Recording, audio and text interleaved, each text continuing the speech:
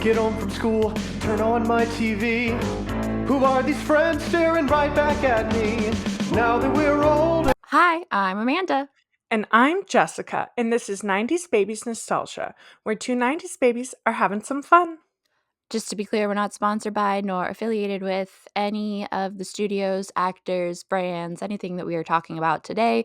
We just really like talking about TV and movies, and today what we are talking about is Red, White, And Royal Blue. Yes, the prime movie based on the novel by Casey McQuiston? Casey McQuiston? Quiston. Okay. But before we get into that, Jessica, it's our Pride episode, so we must discuss one of your bi/gay awakenings.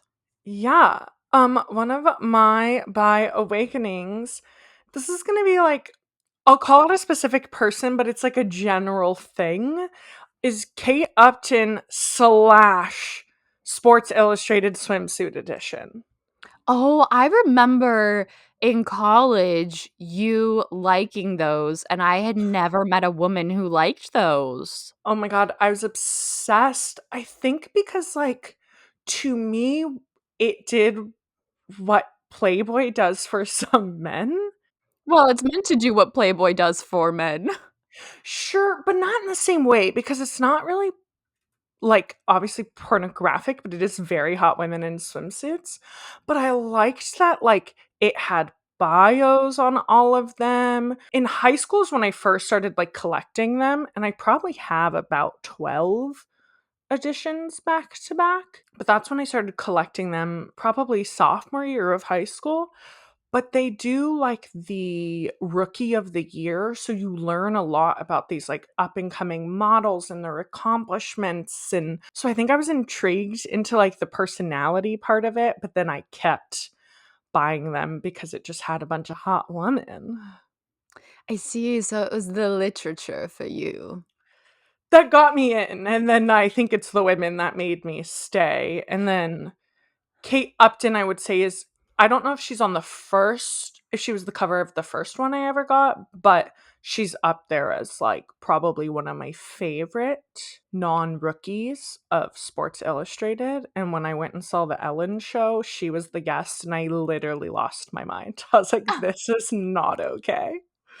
I had heard that name, but I couldn't remember what she looked like, and I just Googled, and yeah, Yeah. It's my I whole I get thing. it. I just love like a little sleazy blonde woman. Like, I just can't help myself. We talked about this. We both realized we have, like, very specific types with women that I don't think either of us I mean, like, I've said that I know I have a type, but that's, like, the last year I've realized that, and I generally don't think that it impacts much of who I'm attracted to, but, like, making this list, it was like, these are all the same person.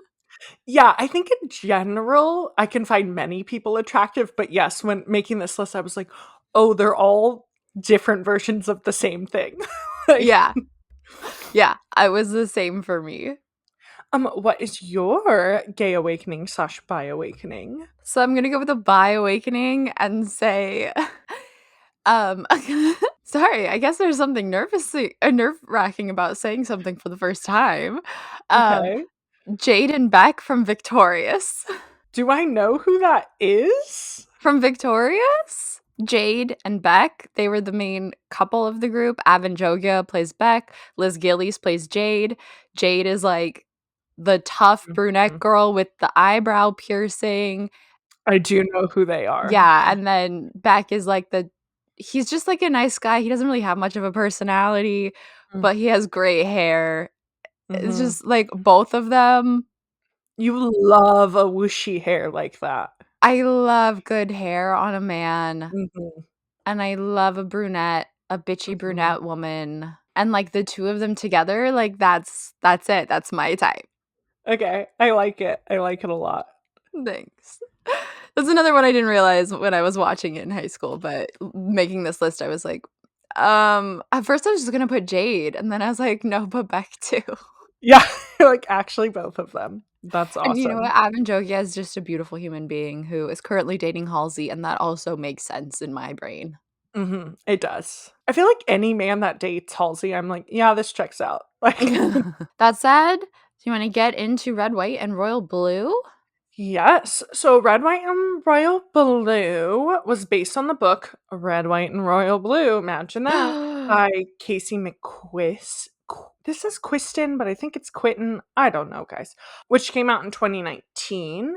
They came up with the idea during the 2016 presidential election. And then in 2023, last summer, it was added to the Library of Congress's LGBTQ plus collection for preservation. So it had like a pretty big impact as a novel. And then it premiered as a movie last year in July of 2023 in London, but there was no one really there that was involved with the cast or the production at all because of the strikes going on. And then it Mhm. was released on August 11th of 2023 on Prime.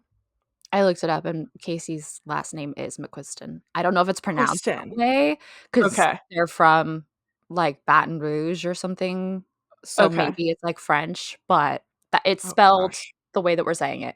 Okay, cool. The movie was directed by Matthew Lopez, and the screenplay was also by Matthew Lopez and Ted Malloware. This was his first feature film and directorial debut, but he is really well known for his plays, The Inheritance, and the musical adaptation of Some Like It Hot. So between those two, he's received 24 Tony Award nominations and has won 8. Whoa. Yeah, and then again, the producers of this film are, like, huge producers, like, they both hold records for, like, the most films produced or TV shows produced in 1 year, like, they are really, really big producers, so I'm just gonna shout out a couple things, but Greg Berlanti, who was on Dawson's Creek, Riverdale, You, and Love, Simon, and Sarah Schechter, who worked on Superman and Lois, Riverdale, Gotham Knights, Batwoman, Supergirl, The Flash, Moonshot. Very, very, very well-known producers. But this also makes sense that they mostly have worked on, like, teenage dramas. It's very CW, and that makes sense for the tone of the film. Teenage dramas, and weirdly, they both actually have a lot of Marvel credits. Those are DC, baby. Oh, DC. Well, Just kidding. I think Moonshot might be Marvel. I think that's Yeah, a Marvel original, but Superman and The Flash and Supergirl and Batwoman, Gotham or Knight, those are all DC. DC, yeah. Okay, well. But I think a lot of those still air on, like, the CW, so I feel like they're Mhm. not super serious. Okay, that's fair. I just when I saw it, I'm like, this makes sense, but also is confusing to me. That they would Supergirl is, like, very popular with the queers. mm. Makes sense. Getting into our actors and main characters. We have Alex Claremont Diaz, who is the first son of the United States. Yeah, that's right. The United States gave birth to a baby boy. It would be a boy, except he's half Mexican, and it wouldn't be that. No, he's the son of the female president of the United States, Mhm. and he's very politically minded. Alex is played by Taylor Zakar Perez, who is known for The Kissing Booth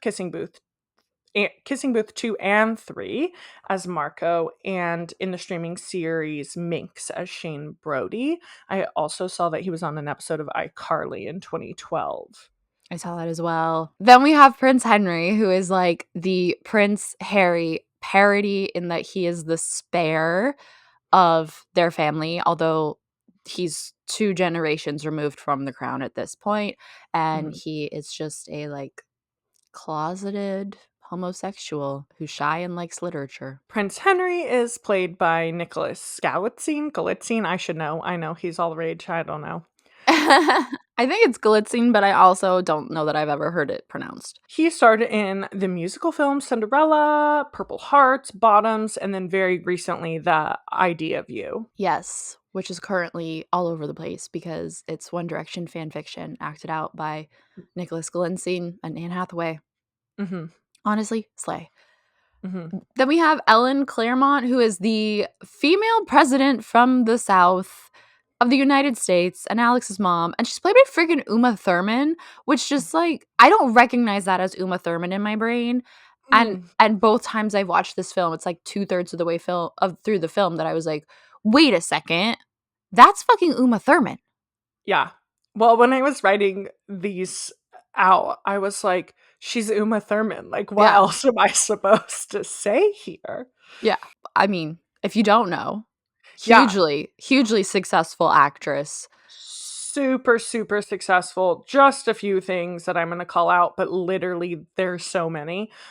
She played Mia Wallace in Pulp Fiction, was nominated for the Academy Award, BAFTA, and Golden Globe, as well as the Screen Actors Guild Award for Best Supporting Actress. She was in Kill Bill Volume 1 and 2, Batman and Robin, the 1998 Les Mis, Percy Jackson, and then she's recently starring in more TV series as well, including Smash the Slap in Chambers. Our next character is Zara Bankston, who is the deputy chief of staff for Ellen Claremont. She's sassy and runs her campaign. And Zara is played by Sarah Shahi. She starred in a couple episodes of Dawson Creek, ER, Supernatural. She's most well known for her recurring role of Carmen on the Word, as well as Danny Reese in Life and Kate Reed in Fairy Legal. And then most recently, she's been on Sex Life as Billy Connolly. And then we have Sean Shrivastava, Mhm. played by Akshay Khanna, who is Prince Henry's equerry, which is like a personal assistant, but fancier. Yeah. Nora Holleran is Alex's best friend and granddaughter of the VP of the US.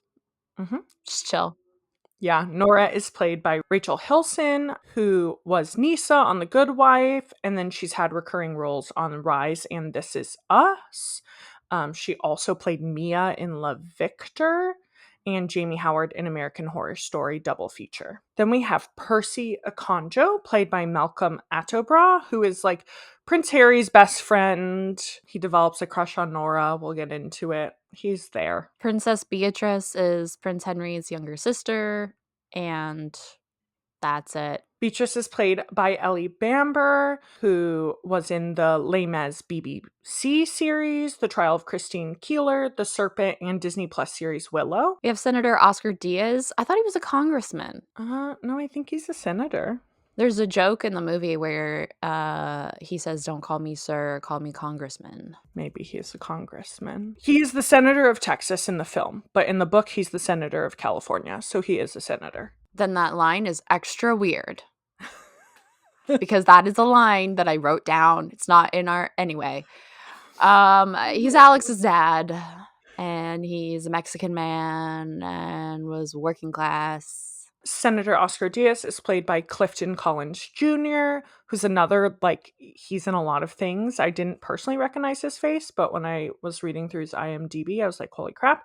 But some of those things include The Last Castle, Capote, Star Trek, Pacific Rim, and Westworld. Miguel Ramos is a political journalist, but not of major note, and also one of Alex's past fling. Miguel is played by Juan Castano, who is an Encanto, but also is just like really, really known for Broadway, as well as off Broadway and plays in New York and LA, including having the lead role in Inheritance, which is Matthew Lopez, the director and writer of the screenplay's like main work. Got it. Mm-hmm. We have Jeffrey Richards, played by Donald Sage McKay. He's the Republican nominee facing Ellen Claremont in her reelection. And then last but certainly not least, we have Amy, who is the U.S. Secret Service agent. She basically is there to travel with Alex everywhere. She is played by Anish Sheth, who is a transgender Indian actress. This is important because the character was transgendered in the book, so they kept that true. She's known for playing Kami Sutra in Outsourced, which was like super well received, but only got a few episodes and then was taken off air, as well as Jessica Jones in The Walking Dead. And then we have some cameos. Stephen Fry plays King James III. Casey McQuiston is in as Ellen Claremont's speechwriter briefly. And then Rachel Maddow and Joy Reid appear as themselves during clips of MSNBC. Okay, Summary. This is a 2-hour movie, so we're going to try to fly through it, but there is a lot, kind of. Yeah, there's a lot, but also at the same time, not a lot. But also not a lot. Yeah, I definitely was watching it this morning. Like, it did not need to be 2 hours. Anyway, we open up with it's the royal wedding, and Alex and Nora are going to said wedding and then Buckingham Palace for this like exclusive reception after. And we know that he hates Prince Henry, and Prince Henry snubs him at the handshaking. So then Alex decides to get really, really drunk and come call him out and be like, "What's your fucking problem with me?" But then he gets his hand like in this massive wedding cake frosting, and then he gets the frosting on Henry's suit, and then they start like physically fighting a little bit, and then they fall into the cake, which falls all over the floor, which then makes headlines, and nobody's happy about it. Yeah, so after the incident, Zara's like, you are getting your ass on a plane back to England right now to do damage control. And so Prince Henry welcomes him. They do press interviews, and the entire time Alex is like completely unserious. And it's frustrating Henry. They go to the children's hospital together and read books. And while they're at the hospital, there's like a loud bang, and they're shoved into a closet, literally on top of each other, while they're making sure there was no threat. During this moment, Alex shares that he doesn't really like Prince Henry because the first time they ever met, he basically ignored him and said he had to get out of there. And so that is the reason that Alex kind of has this like hatred towards him. They end up leaving the closet. Sorry, important. Then Henry says, "I said I need to get out of there because my dad had just died and I was in a really bad place mentally." Yeah, he explains why he did that. And he also was like, you can't judge me based on one interaction. So they leave the closet. Alex sees Henry interact with the children in the hospital rooms, and you kind of see him be like, ooh, maybe I could have a crush on this guy. And then he invites Prince Henry to the New Year's Eve party. Then Henry starts messaging him like through WhatsApp or something, which kind of surprises me, but whatever.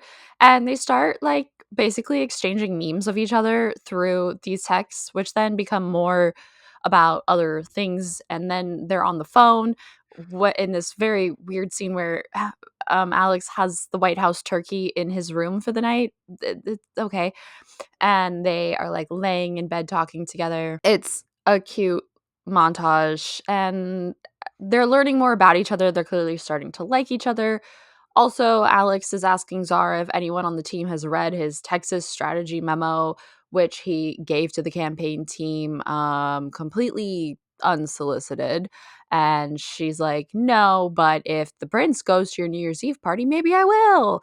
So what happens? The prince comes to the New Year's Eve party and he brings Percy to hang out with Nora, and they immediately go off and hang out. And Henry is pretty awkward at this party, whereas Alex is a social butterfly. He's drinking a lot, he's dancing with lots of girls, he's kissing girls. And when the countdown happens, 2 girls kiss him, and Henry leaves, goes outside, and then Alex follows him and he's like, "What is your problem?" And Henry's like, "I'm not like other princes."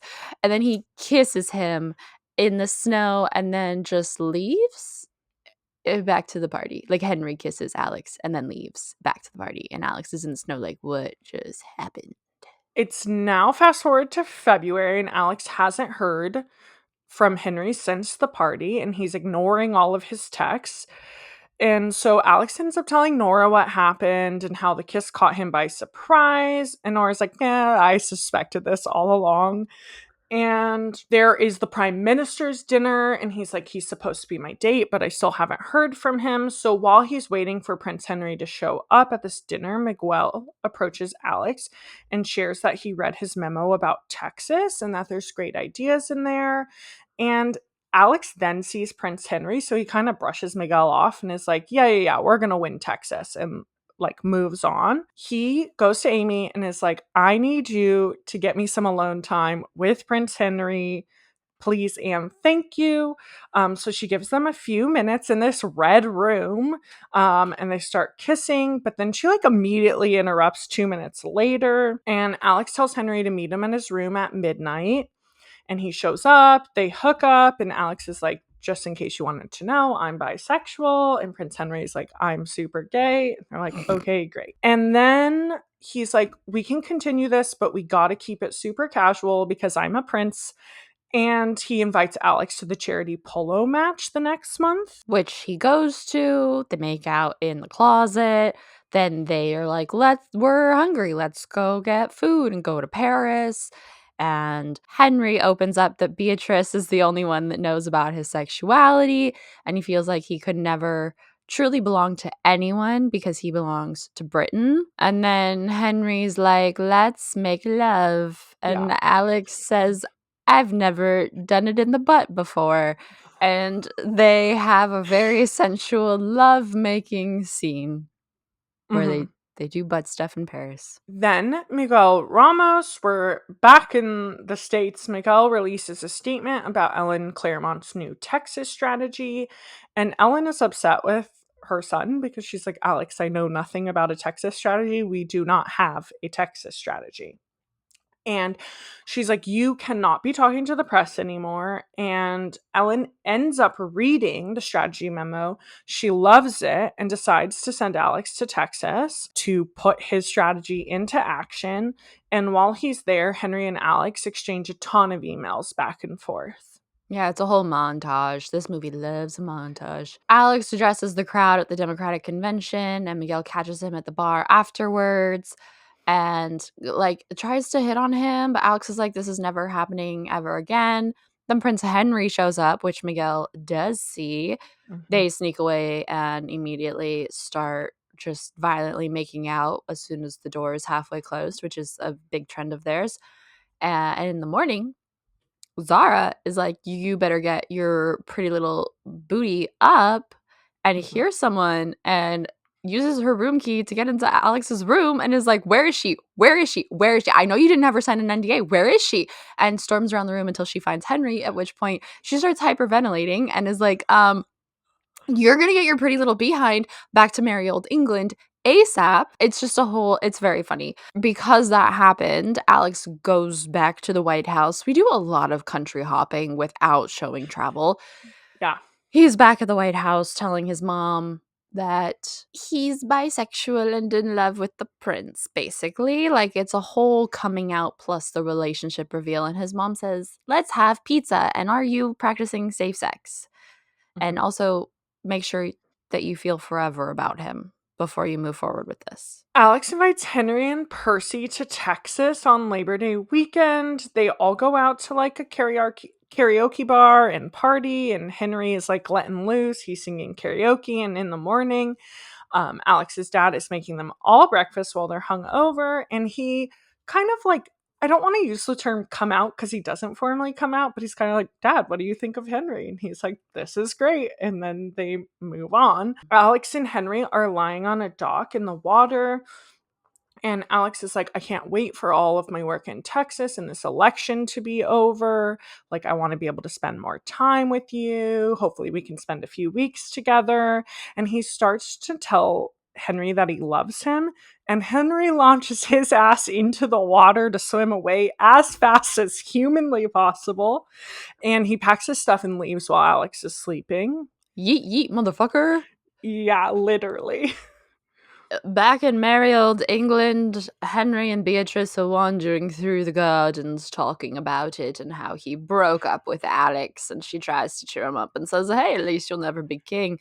Then we get this like montage of him ignoring all of Alex's messages and calls, and so Nora suggests that Alex get his booty on a plane and go get his man back. So what does he do? He storms Buckingham Palace.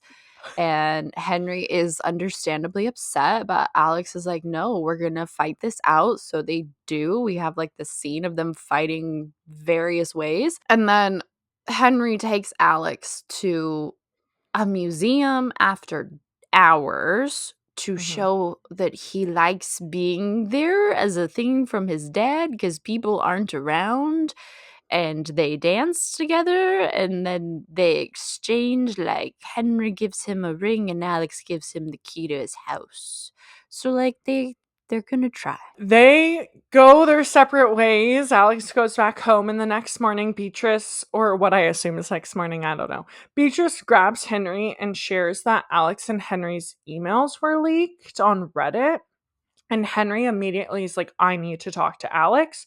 But all the phones have been confiscated. They cannot contact each other. And Alex realizes really quickly, he's like, Miguel fucking did this. And so Alex addresses the public about the emails, but also about them losing the opportunity to come out on their own terms. And Zara congratulates him for a job well done on his statement to the public. And she calls Sean, who's the Prince Henry's equerry, to get Henry on the phone so they can finally talk. And they're going to London again because, of course, while Alex is there, the king demands to see them both. And while they're meeting with the king, he kind of suggests at the beginning that the statements have been fabricated and that they are going to release denials of the accusations. They then ask, they're like, well, have you read the emails? And the king's like, yeah, I've read them, and I can't deny that you guys are in love, but also you need to maintain a traditional royal image, and this is not a traditional royal image. The conversation is cut short because there's a crowd in support forming outside, so they're trying to safely get them out of the building through the back entrance. And they're told not to go out, not to address the crowd, but Prince Henry and Alex do not listen, and they go out anyway. Well, Beatrice is like, guys, you have to come see this. Yeah, she does encourage it. And then it's election night. Because you thought the plot was over? No. It's election night, and we're all back in DC, I guess, and we're watching it, and it all comes down to I Texas. think they're in Texas, actually. Oh, I would assume they're in DC, but they might be in Texas. So I guess, I don't know. I guess because of the last scene, you think that. It really, I Mhm. don't know. But anyway, Alex walks in, and Ellen's like practicing her concession speech, and then Texas flips and the room cheers, and she was reelected, and Henry and Alex bike to Alex's family house in Austin to celebrate together. I don't know. They just were like, what do you want to do? I want to show you something. And they walk through the house and the movie ends. Mhm. And that's red, white, and royal blue, guys. Mhm. Yeah. Overall thoughts? Every time I think this is my third time watching it, and every Uh-huh. time I watch it, I appreciate it more. Like, it takes me less time to feel like locked in. Like, I feel like the first time I was like, and the second time I was like, okay, this is kind of good. And then this one, like 30 minutes in, I was like, yeah, I like this movie. Like, it's so cute. The second time, was it before or after you read the book? But I read the book before I watched the movie, even the first time. Oh, Mhm. interesting. I've never read the book. I always struggle a bit in the beginning because I'm not a romance girly. I love a rom-com. I will Mhm. say that. I love a cheesy rom-com. I love To All the Boys and like that style. I love Notting Hill. I love 10 Things I Hate About You, How to Lose a Guy in 10 Days. I need to stop listing rom-coms. But I'm not a romance novel girly. And Mhm. that to me is like a very specific brand of cheese. I Yeah. like romance in my novels, but I don't typically like novels written in the romance genre. And so like Sure. the beginning of this, and because this movie is based on a romance novel, it has a lot of those same hallmarks where it almost feels like one of those like Netflix Christmas movies, like the Vanessa Hudgens Princess Switch movies, where it's just Mm. like this would never happen. So I'm watching it like, okay, no one would care this much about the president's son. And also the bigger issue here would be the cake falling on the prince. Like he looks super improper. And like I was like criticizing it, and then I was like, okay, relax. And then once we get to like the Texas montage, that's when I'm won over. That's Okay. when I'm like, okay, I'm in it. Like I know I need to suspend the disbelief. I just struggle with it at first because it's like so much cheese. It is cheesy, but like that's kind of the point. And like Texas, I do flip Mhm. halfway through. Also, the shooting is really beautiful to the point where sometimes it looks fake. I don't know Yeah. why. Yeah, especially the England scene, like that garden scene that you shouted out looks so gorgeous. I was like, I want to be walking through that garden right now. Oh, for me, it's really the shot over the lake during that Mm, mhm. confession. I also am a sucker for a good, like, drone or crane shot because that's Yeah. just, like, a view that we as humans can't have, Yeah.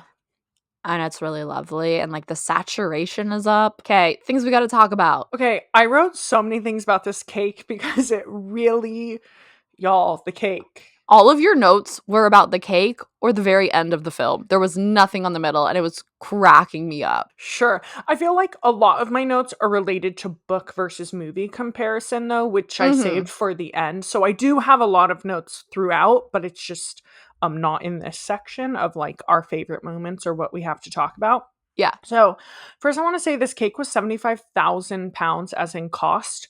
Mhm. Was 75,000 pounds? Could have also been 75,000 as in weight, Yeah, honestly. It was a big truly. fucking cake. Truly. And, like, cakes aren't cheap, like, that is it always costs more than people expect when they're planning their wedding budget, but, like, that's crazy, like, even if you are feeding 500 people, like, you're not paying that much for a cake. Even Yeah. if you are the royal family, like, it's just so outrageous that it's, like, not even believable What do at we think all. with conversion? That's like 100K? Yeah, probably a little less right now, probably closer to 90, 95, but Yeah. still. No, yeah, for sure. Like, how much does a normal, like, three-tier wedding cake cost? Like, are we saying to feed, like, 150 people? Yeah. Yeah, you're probably looking at a couple thousand. Okay.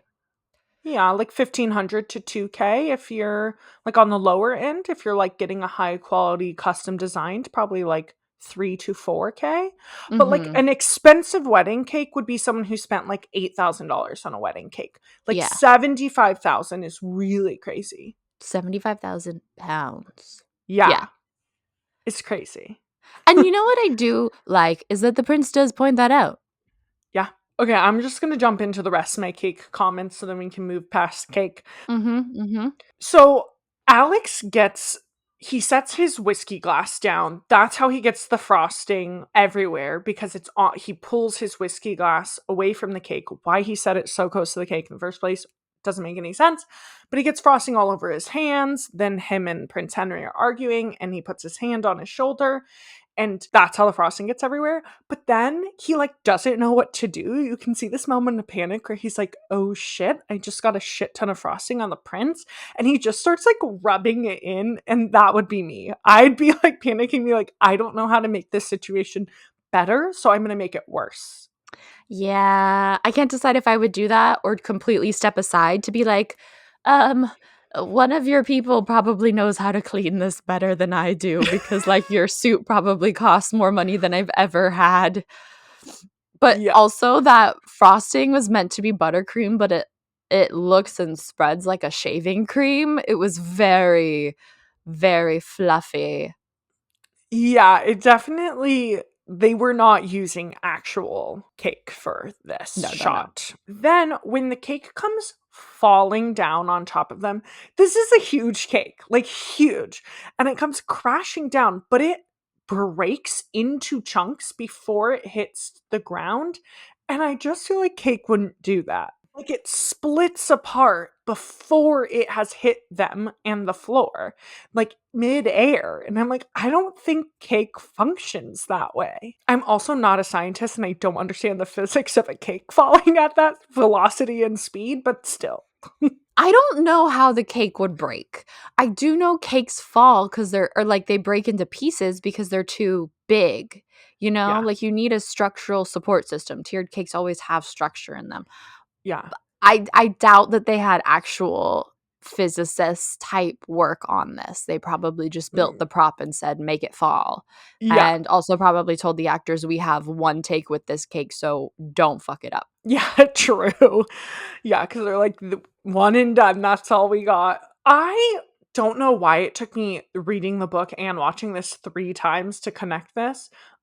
So maybe I'm the problem, but like, are we really to believe this is an enemies to lovers storyline? Because I don't believe that. Like it doesn't feel like they're true enemies. But I feel like they set up like this tension between them. It definitely is supposed to be at the beginning. I don't know if I would call it a true enemies to lovers because they become lovers so quickly in the story. That's really not the main Focus. yeah, it's not the main conflict within the story. The beginning did make me laugh because they're very much giving like men fighting over whose dick is bigger kind of energy when Yeah. they're like going back and forth like, okay, just pull out the swords, my guy. But then they do. I don't know. Are like do you see people applauding this as like a big enemies to lovers romance? No, I think in this watch through, I was like, wait, is this what they're setting it up as? Because it Mm. just clicked in my brain. I was like, I guess they are telling us that they really don't like each other, but it just, I don't know. None of it feels super validated to me. That I'm like, I don't know if we need this tension at all. Like, it could just be that they both exist in these position of powers and then found each other. Oh, I see what you're saying. I Interesting. guess what I'm saying is I feel that it's unnecessary. Like the Yeah. setup of them disliking each other. Like, you didn't need that trope because we Yeah. already have like, the main trope is, like, the secret dating, all of Yeah. that. We can't Yeah. be together. It's forbidden. Forbidden romance, yes. Yeah. I see. I don't mind that they don't like each other in the beginning. It does resolve itself rather quickly, and I did kind of find myself wishing that I had seen them, like, initially not liking each other, you know, like, what happened, but I don't know. I guess I'm neutral. Yeah, fair. I love Zara. Same. She is so fiery and hilarious, but she's good at her job. Like, she knows what's going on. She knows how to get shit handled. She does not take no for an answer. Like, she clearly is in this position for a reason, and I would not envy her at all. But she is just hilarious in the way that she just like handles problems with like sass and fire. Like, everything that comes to her, she is just a bolt of energy, and I love it. Yeah, I love her. She has some really great lines. She has some overwritten lines. She's Mhm. also one of the few people that really puts Alex in his place, which I Yeah. enjoy. Yeah. It's needed. Oh, yeah. Because that man is so critical and has such a big ego. And she's like, I'm sorry, what official position do you have, first son? Did anyone ask you your opinion? You think that we can't do our jobs? Like, you're just a PR nightmare. Yeah, literally. There is also the great reveal that Zara's been hooking up with the Aquari, Mhm. which is at the end of the film and is quite hilarious because she uses it as blackmail. I like that the female Democrat president is also a Southern woman worried about like little people, Midwestern issues and stuff. It's just like layer upon layer of unlikely. Yeah, it definitely is, like, yeah, they said it. I like that too. I appreciate that it's a Texas woman. She has a Southern accent. Like, she has a drawl. It's very cool to see because you're like, this is maybe something we would dream of happening, but it also feels Mhm. so far from reality. Also, knowing this was written in the aftermath of the 2016 election, it even feels more far from reality. Maybe that's what we need to get a woman in office or to get Texas to flip is to get someone from Texas. Yeah. They do have Democratic hubs in Texas, but Yeah, and they're from Austin, which is like a huge Democratic hub. It's like the Democratic hub yeah. of Texas. I appreciate that we see this a couple times when there's text messages, or I think it's mostly when there's phone calls. But in the partying the turkey scene, and the turkey is in Alex's room and he's on the phone with Henry, we see Henry in his room like they're talking to one of another, even though Henry is really on the phone. I just like that choice, I think. Yeah, it's really cool. They have them both lay in bed together. So it's not two shots in two different rooms just spliced. It is both of them laying on the bed together, pretending that they're laying in a bed in another room talking to each other on the phone. Yeah. It's really cool. I like it. Also in that scene, Alex is like, why the hell are you awake? It's 3 a.m. And Henry's like, I'm a world class insomniac. And I was like, me too. Me too. Yeah. I feel for you and your sleepless nights. Yeah, it's been okay lately, but Amanda knows I go through periods where I really don't sleep much, unfortunately. I felt seen though. I was like, Mhm. let's shout it out louder for the insomniacs. The other thing that I wrote down, because I was like, this is ridiculous. Okay, for context, Yes, they're at the New Year's Eve party yes. and Get Low starts playing and Alex goes, "Oh my god, this is the song of my childhood," and starts just fucking dancing. Yeah, and he gets Henry to go out on the dance floor with him, and, like, Henry's been sitting on the couch the whole time, so this is, like, a big moment, and he's like, "Did he just say sweat drop down my balls?" And I was like, "Is this realistic that Henry would not know Get Low by Little John?" Because I am also in a UK to US relationship, and there Mhm, are times that I shout out things, and I'm like, "This was a huge hit, like, how do you not know it?" And mhm. my husband, Chris, is like, that no, and I look it up and I'm like, "Oh yeah, it didn't chart in the UK, like, of course you don't know it," or he'll shout out things, I'm like, "I've never heard of that in my entire life," and he knows Mhm, all the words. So, like, there is some of that cultural difference where things that are popular there maybe aren't popular here and vice versa. So I was like, "Maybe this is realistic." So I was like, "I need to look it up." No, it's not realistic. Get Low peaks number 10 on the UK singles charts and number 4 on the hip hop charts.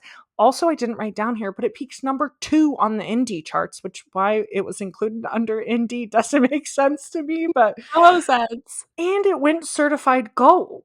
So Prince Henry would fucking know Get Low by Little John. Stop pretending. You would know it. Especially this Prince Henry who knows pop culture. Yes. Yeah.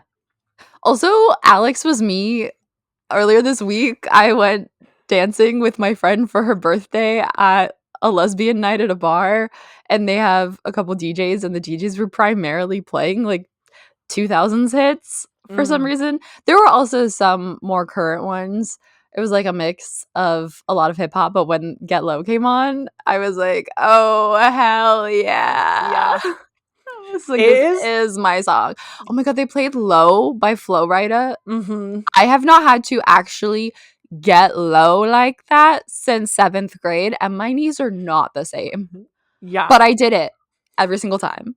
Yeah, there's something about, like, hip hop and rap songs of that era that it just makes you wanna shake your ass. Like, you are just Absolutely. ready. So, also, small note, when they're, like, exchanging texts and stuff, I enjoy that montage because they're just, like, exchanging memes of each other, making fun of each other, and, like, memes are also my love language.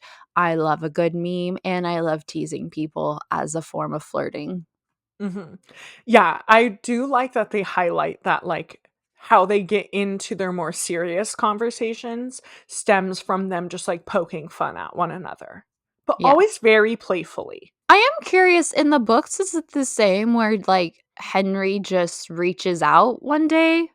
Because that kinda surprised me that he just, like, randomly texts Alex. Yes, but instead of saying that he, like, sneaked around and got the number from, like, I don't know, he says he got it from something, he just straight up asks Alex for his number in the Mm. books. I thought it was interesting, this constant juxtaposition between their 2 places of privilege, because Alex the entire time has this, like, working class chip on his shoulder Yeah. and is very snobby about how Henry is very privileged and he was just born into his life. He didn't earn anything and all kinds of stuff.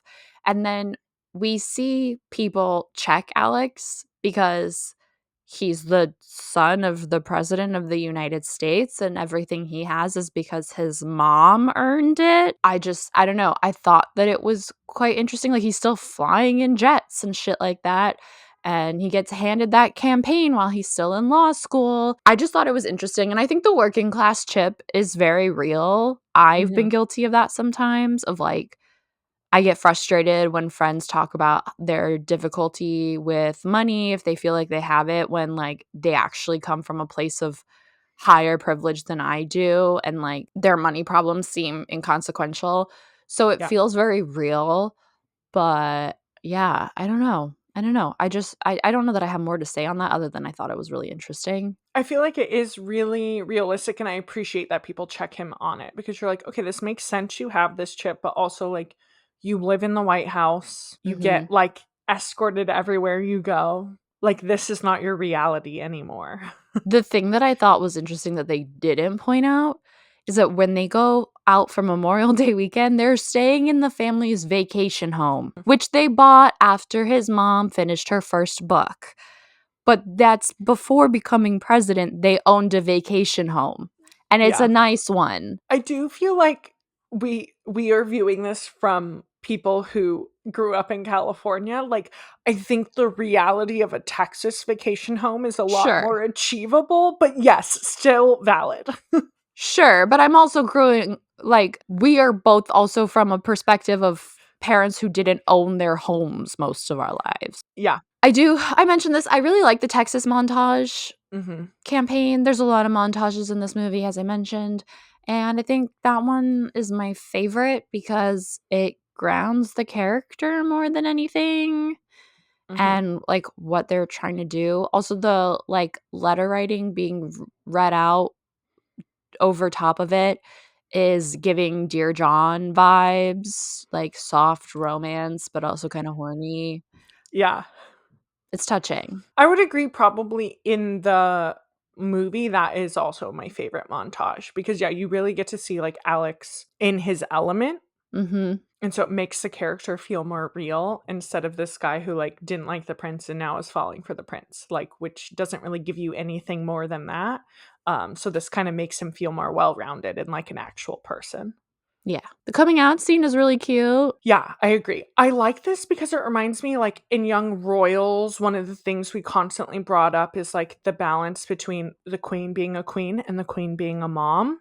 Mhm. And we see this in this movie a lot too, where Ellen sometimes needs to be the president, and other times when she needs to be his mom, and when he comes out to her and she, like, gets on the phone and you can tell he's like, "Oh my god, where are we going?" She's like, "We're gonna need some pizzas." And you're like, "Oh my Mhm. god, yes, you are gonna need some pizzas." Like, And then she asks if he's using a condom, if he's had the HPV vaccine, if he's gonna go on to it's not PrEP, but it's like a similar one, and she's, like, going through all of the different safe sex stuff graphically, "And if you're bottoming, we need to blah, blah, blah," and he's like, "Mom, please, I can't believe they give you the red buttons." yeah, it's very cute. I also like how she apologizes and she's like, "Sorry for me thinking traditionally when we had the talk, but now I need to expand on it." Like, I also just think that the point when Henry yeets himself into the lake is so funny. Like, it's so dramatic up until yeah. then because Alex is just behind him pouring out his soul, and Henry is, like, looking like he's about to vomit, like he's having the worst time of his life, and Mhm. then he just dramatically jumps into the lake, and I was dying. I was like, "This is me afraid of commitment." Like, this is Yeah. so funny. I'm not Yeah, afraid of commitment, but it felt there's something in it my soul that really resonated with it. yeah. I feel like it's a true representation of flight or, fight response, and Henry chose flight. Yeah, he did. And then he chose a flight to England. Literally. What do you think about the king reading all of their leaked emails? At first, when he said, because they ask Prince Philip, who's like the prince who's doing everything correctly, and he's first in line as the heir. And he's like, "No, of course I didn't read them. Why would I read them?" And then the king's like, "Well, I read them." And I was like, "Oh, that's kind of cute." And then I thought further and I'm like, actually, I don't know if I like this. I think he has to. I think it's his job Fair. because it's a security issue Yeah. to know exactly what it is, especially because I'm sure that the king's equerry would be talking to him about, like, damage control and stuff, and he needs to know what exactly needs to happen. Yeah. Fair. I definitely thought, like, okay, and this is partially my fault because I had the movie playing while I was making breakfast and it was on my TV and I wasn't, like, watching, but you can hear most of the time. And there was that moment where he says, like, "My mom's the president and her mom's only a duchess," or his mom's only a duchess, so my mom outranks her, whatever. But I guess I thought that was, like, her title before Queen. I spent this whole movie thinking that his mom was Queen until suddenly there was a king. When I saw this note before the movie was done, I was like, what do you mean the king reads the emails? The king's dead because Henry's dad is dead. And I was confused, but that's fine. No.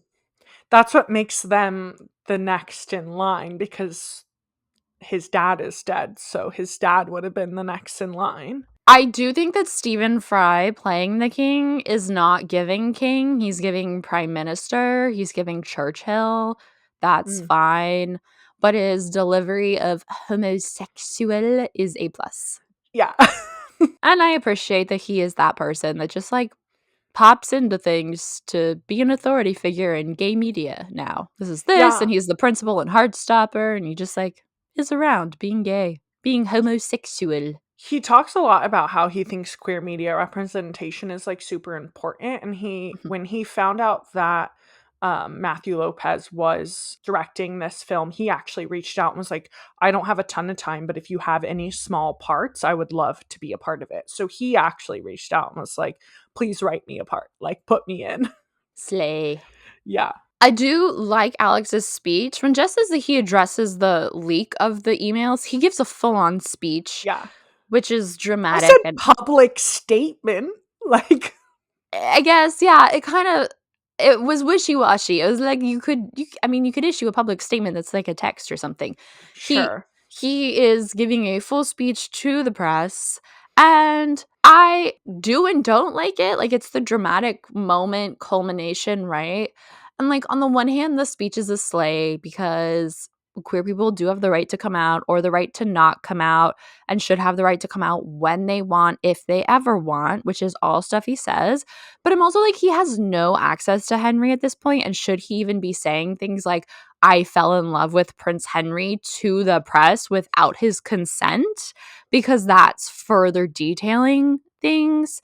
I didn't love that part. Yeah, I guess on the other end, like, everyone knows because all the emails were leaked and a lot of this stuff is included in the emails. So I would say he's not really sharing anything that the public does not know already. I get that. There's no deniability anymore, though, and he is showing like a vulnerability. I don't know. It just felt a little too personal for me.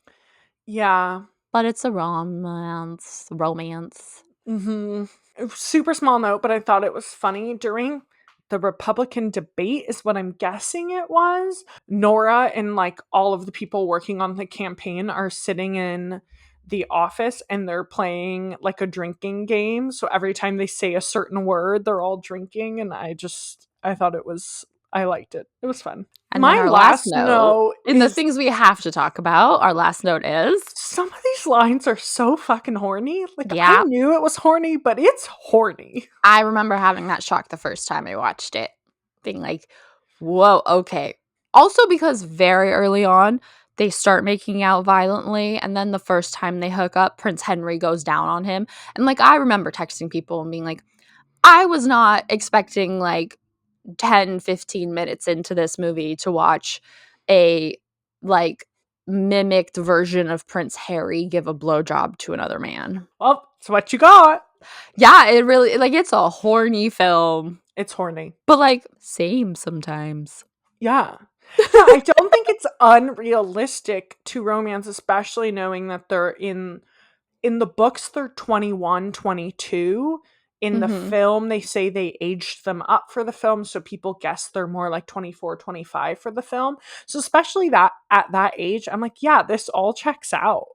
I don't know, I think it checks out more at 22 Sure. because I feel like when you're 25, you have a little more decorum. Yeah, fair, fair.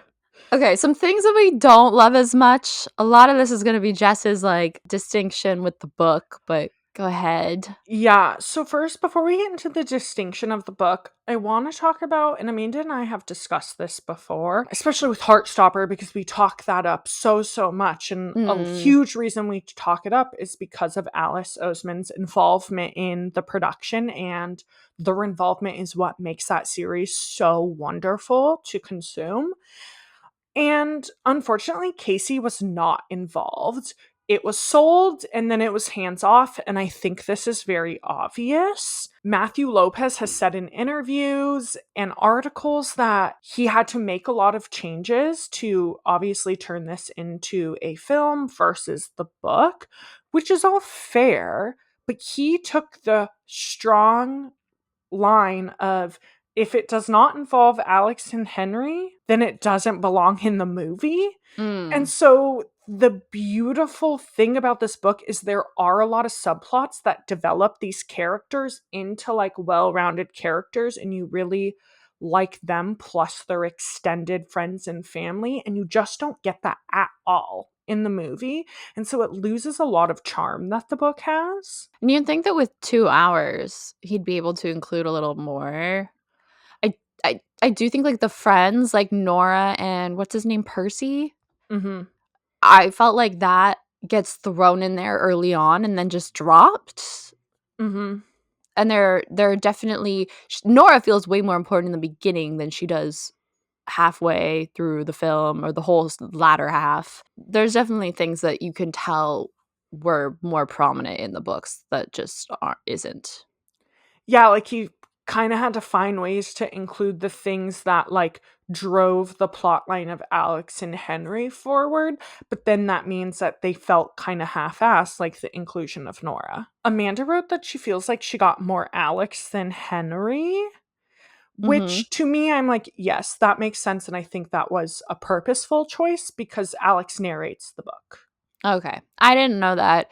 I think when Henry yeets in the lake and then goes back and talks to Beatrice, that felt like the first real time I was seeing Henry without Mhm. Alex, and that's 2/3 of the way through the movie. Yeah, even further, maybe. Yeah. Yeah, and I had wished at that point, if we were getting it like that, it was, like, refreshing, and I thought maybe it would have been nice to have that even more so further earlier in the movie.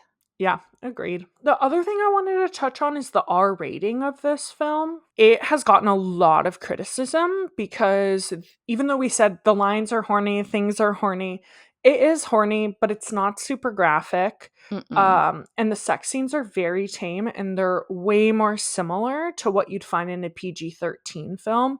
So this Mhm. R rating has been called out as like perceived homophobia, as well as in the UK, it was given an A12 rating, which is the equivalent of a PG-13 rating. And there's a lot of things wrong with the way our movie system is rated here in the Mhm. US. And so this was just a call out to that like it probably didn't need to be given an R rating.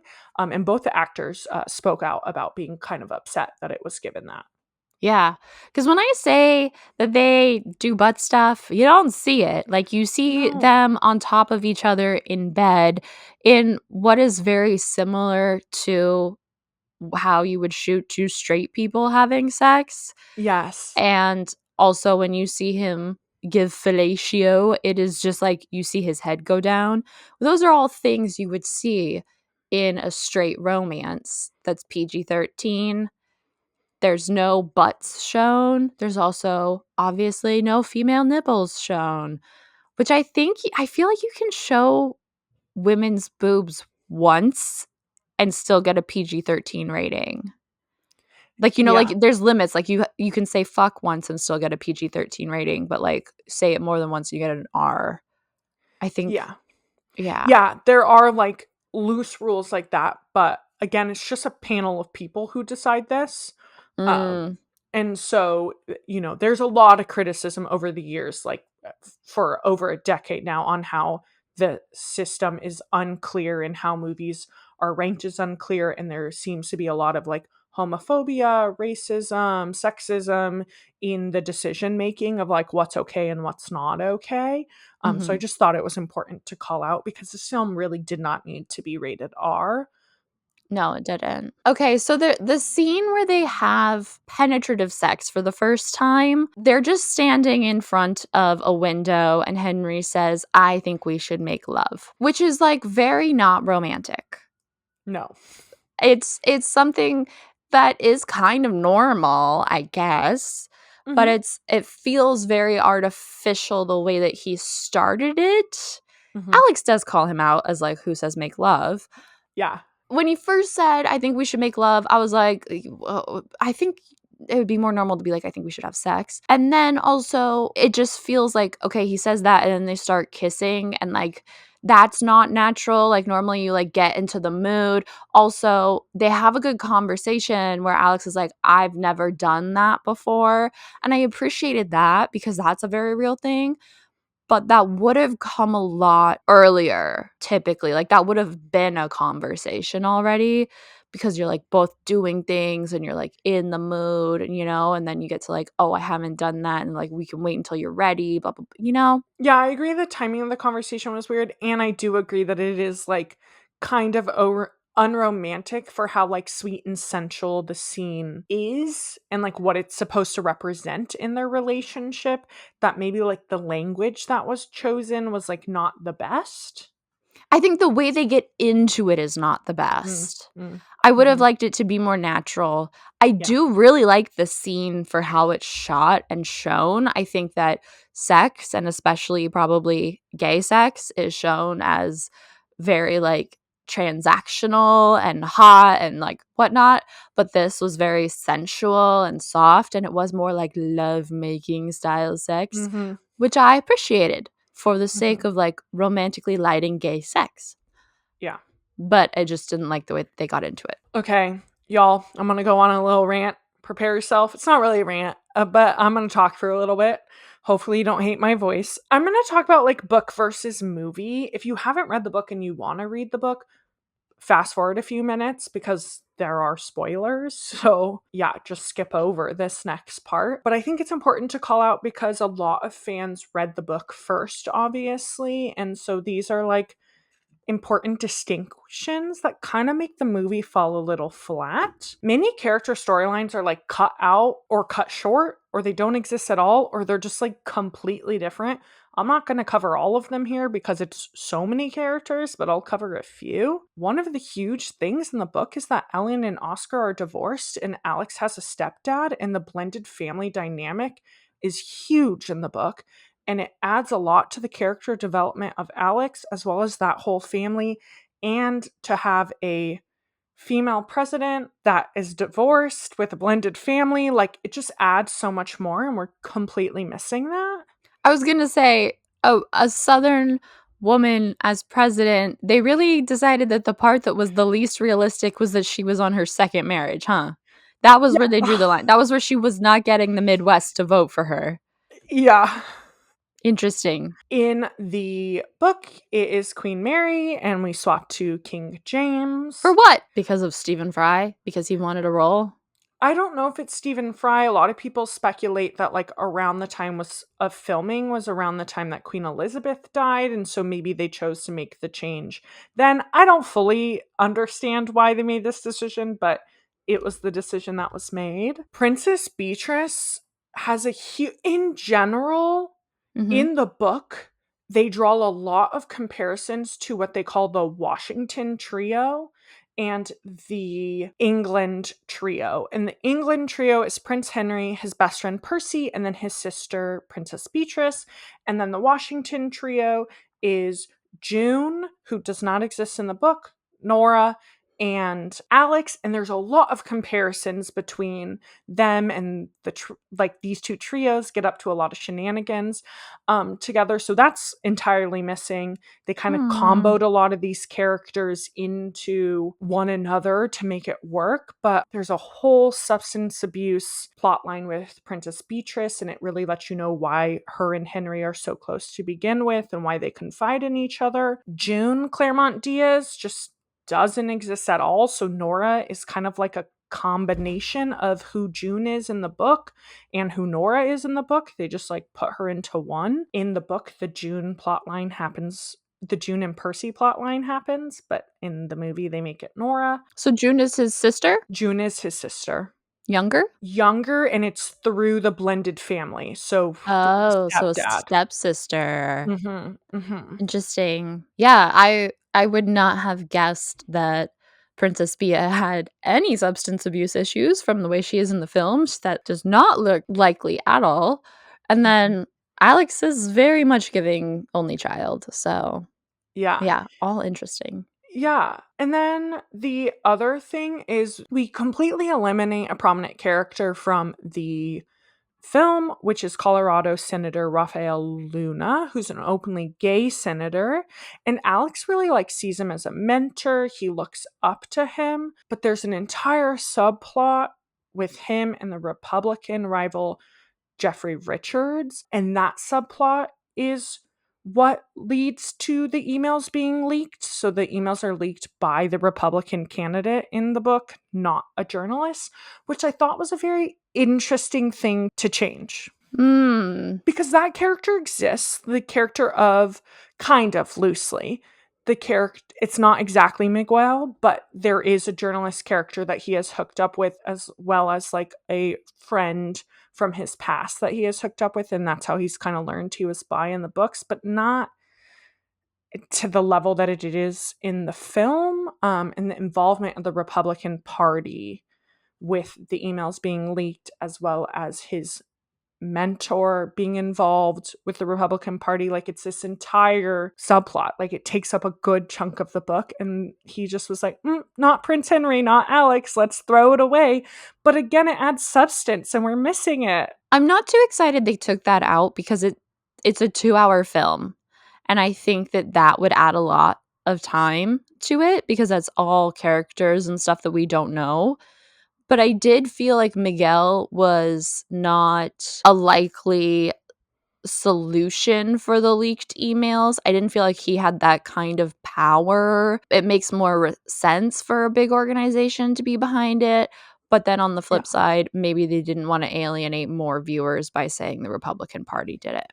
Sure. Yeah, that's fair. The other thing, super, super small change, but the V&A scene where they're like dancing in the museum was What is V&A?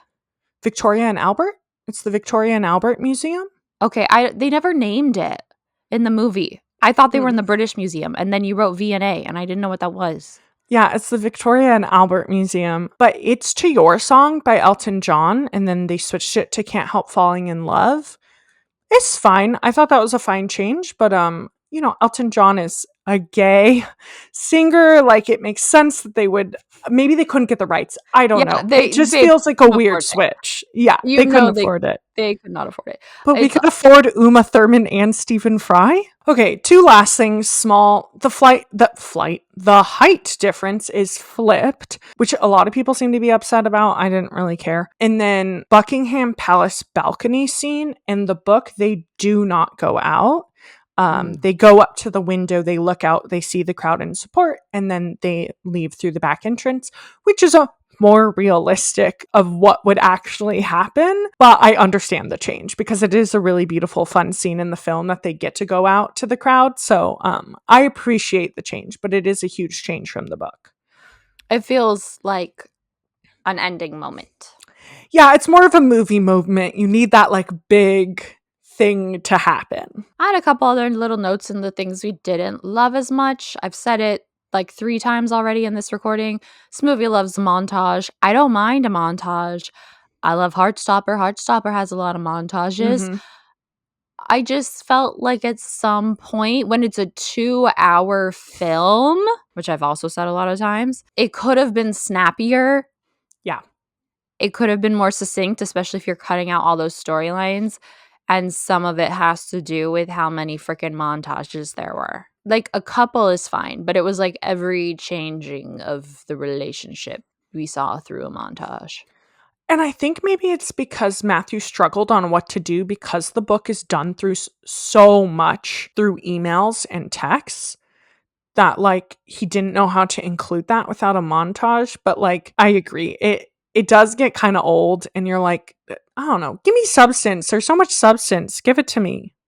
Yeah, I didn't mind it with the emails and the text, but then I think they did it again when it wasn't that. And I was like, now we're getting gratuitous. Yeah. Yeah, fair. I also just like didn't love the ending scene. I feel like the balcony moment is so sweet. That feels like an ending, and I'm great Mm. with that. And then I get that there's the whole re-election storyline. So then we go to that, which feels like a footnote, and she wins. And then they go to the house and look at the house. And I just did not understand the house part of it all. I felt like it could have been the balcony. I felt like it could have been the re-election. I Mhm. just these two people who live in such insane privilege and have worked through these obstacles to be together walking into this two-story suburban house together, just like it didn't feel like it fit the whole rest of the tone of the film, and I didn't Yeah. understand the point of it. I get that it's like it's Alex's childhood house and Henry's like, Yeah. I've never owned anything, I've never had a key, whatever, but it just didn't feel that impactful. Yeah. I think it's like this was his roots and now he's letting Henry see his roots.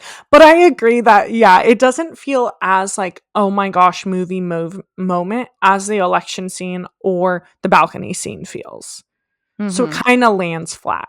Mhm. Okay, getting into fun facts, accolades, awards. For the first 3 weeks after the release, Red, White, and Royal Blue was the top film watched worldwide on Prime Video, and it still is top 3 in romance on Amazon Prime, which I think is awesome. A sequel is in the works currently with both leading men signed on, so that is also exciting. They just announced that a few weeks ago, so very, very exciting. That's interesting because there's nothing left in the book, right? Yeah, and Casey has always said, like, oh, maybe I'll write a sequel. I don't know. It was so well received. We'll see. But they never have written a sequel. So I Mhm. don't, this is kind of like uncharted territory. So I'm curious to see where they take it. Yeah, I wonder how Casey feels about that because then I'm thinking as a writer, how much would like what they write for the sequel impact what I could potentially write for a sequel? Yeah. I also, as a logistics person, like the way my brain works, I'm like, if they own the IP to this, but there's technically not a second book, how do they buy the rights? Because it technically is Casey's IP still. So, like, yeah, I just logistically, I'm like, I don't understand how the business deal of this works.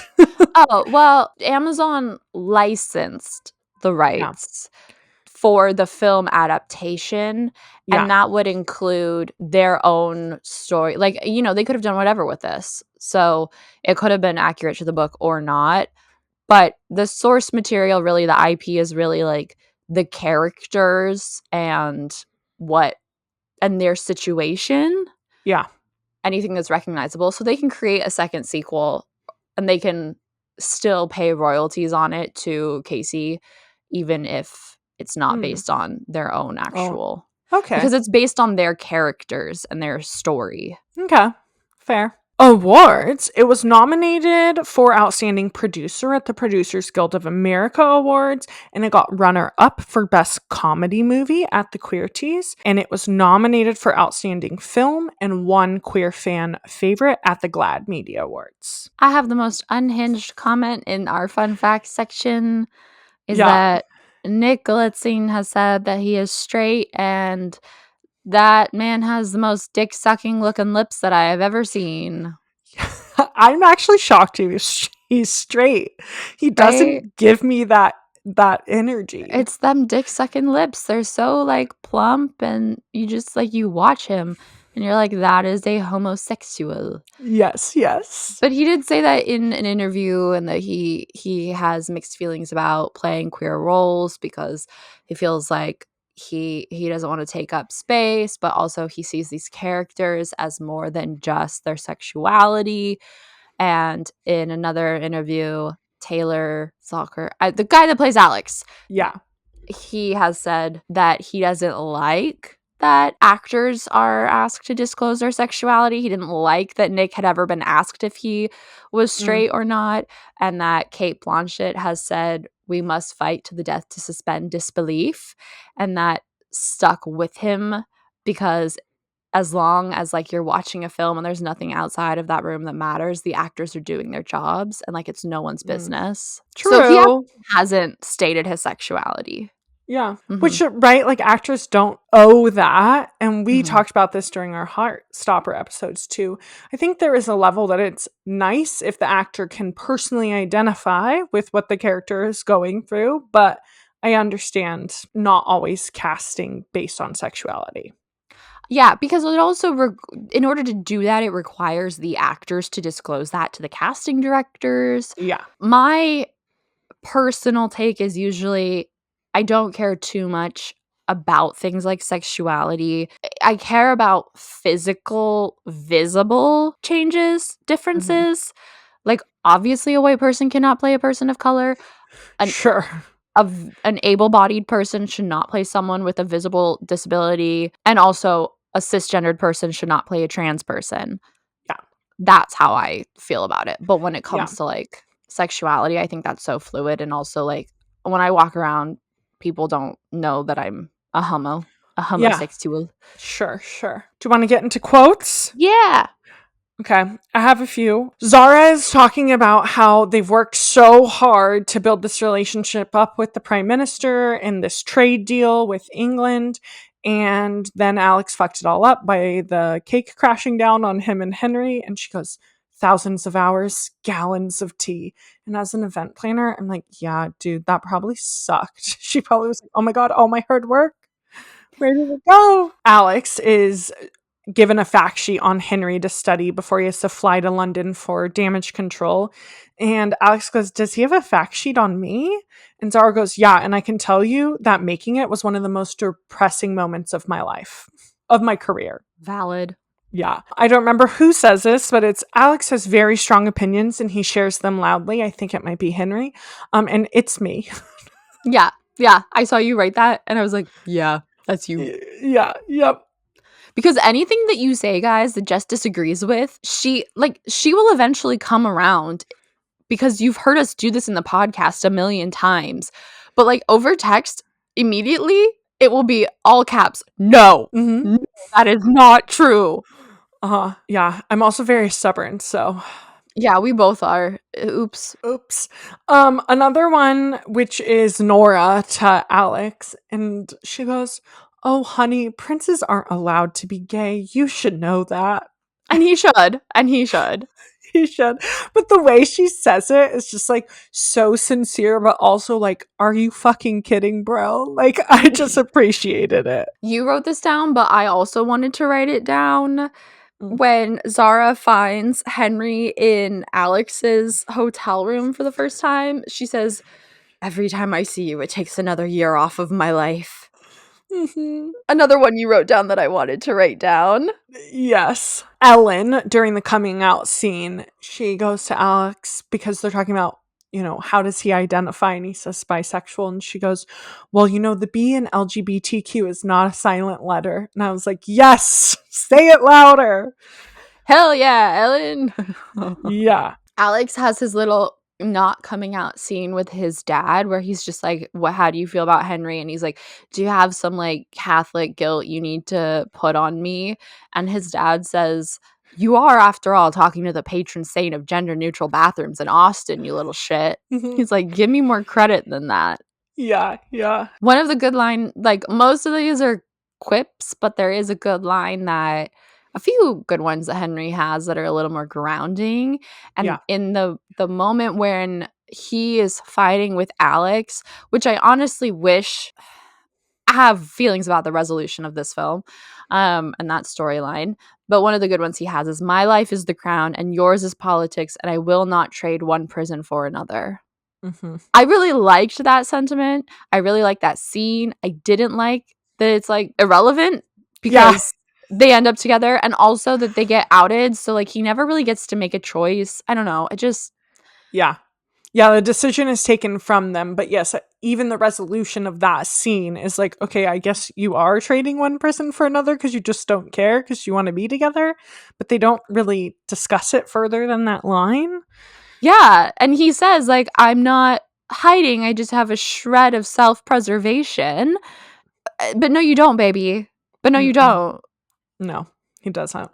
But also another funny scene is later they're talking, it's post the email leak, and they're like at the piano, and I think they're talking about the speech. And Henry says it made me proud to be your boyfriend. And Alex is like, I was always proud to be your boyfriend. And Henry says, well, I'm white and upper class, so my affection comes with strings. Yeah. Okay. Any final thoughts, Jess? It's not my favorite book ever. It's not my favorite movie ever, but I do enjoy both. I'm glad it was made, you know? Yeah. And I will say, as much as I have knocked it for being cheesy, I enjoy it. And I think that people get really hung up on representation and what it looks like because everyone wants it to be perfect. But there's no such thing as perfect representation. Mm-mm. What is most important is a prolific amount of it. You want all kinds of representation of people and stories, and we deserve to have cheesy, Tweezy.